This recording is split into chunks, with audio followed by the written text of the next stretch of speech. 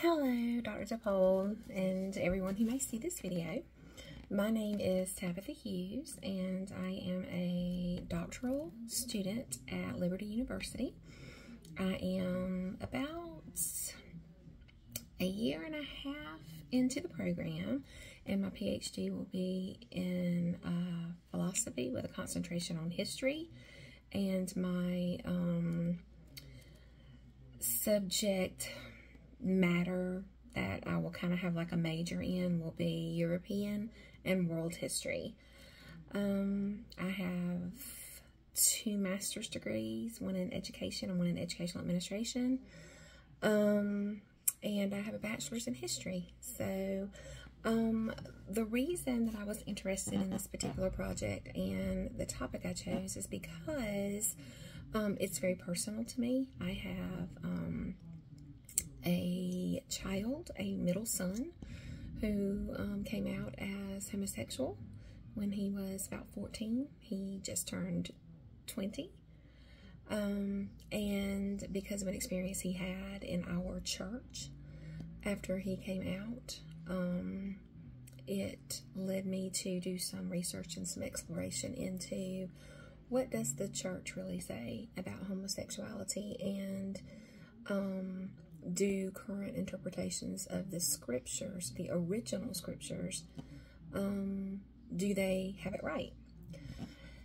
So the key research question or thesis statement that I worked with dealt with, I wanted to find out basically what was the church's teachings about homosexuality.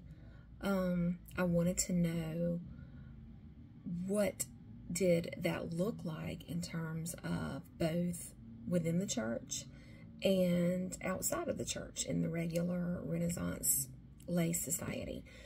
And then I also wanted to explore the idea of how the members of the arts community, writers, poets, artists, etc., how did they kind of create this subversive movement where they use their work as a platform to show a pro homosexual or homoerotic platform in a society like the Renaissance and the Reformation period, all of which fall into the Middle Ages.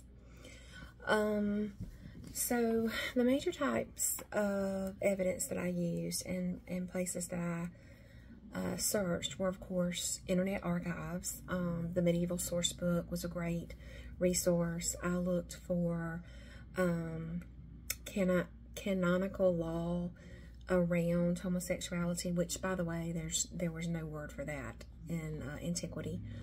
I looked at various key famous homosexuals from the Renaissance period and looked at their writings. Some of them were love letters. Some of them were artistic works like Twelfth Night by Shakespeare, Edward II by Christopher Marlowe.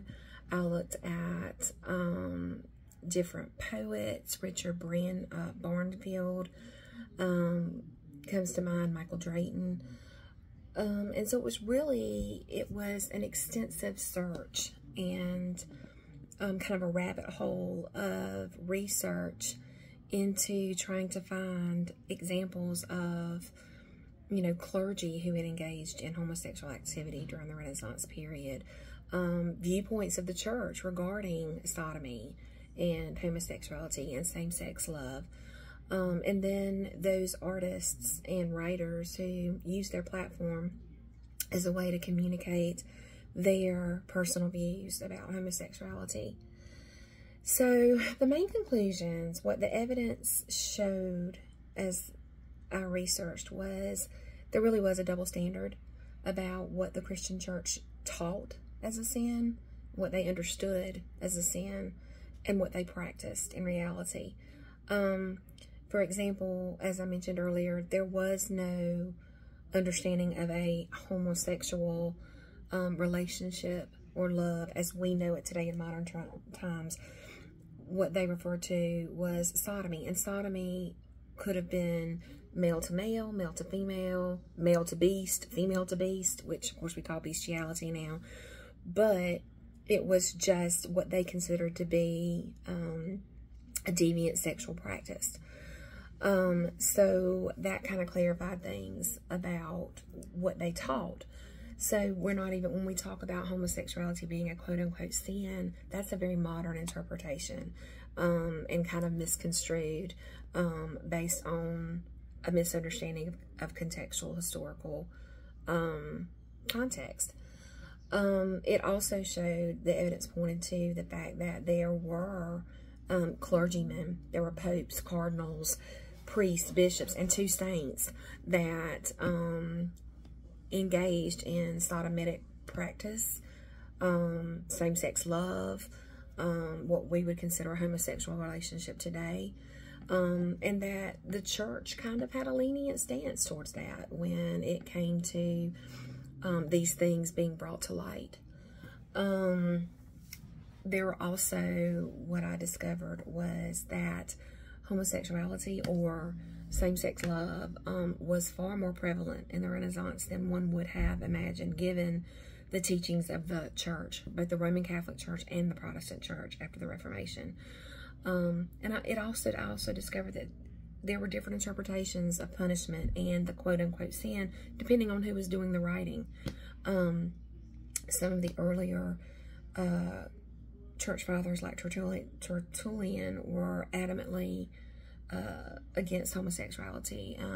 Gregory the Great, Pope St. Gregory the First, very clear feelings about homosexuality. But then you have St. Augustine, who in his Confessions talked about a time when he had what they would have considered a ritual brotherhood ceremony, or a homoerotic love with another boy, another man. As far as what else I learned, a lot of the scriptures in the early scriptures really refer to pedophilia, and it's much more the sin, the crime is pedophilia of, older men having relations with younger boys. And so that prompts a whole different discussion, but it validated some hypotheses I had already been thinking.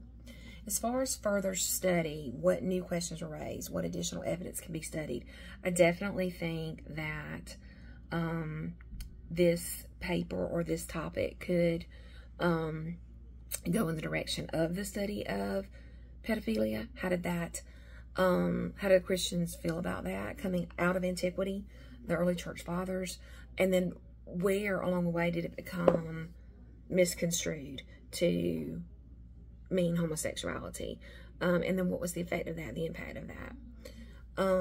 So I've really enjoyed this class, and I've enjoyed what I've learned.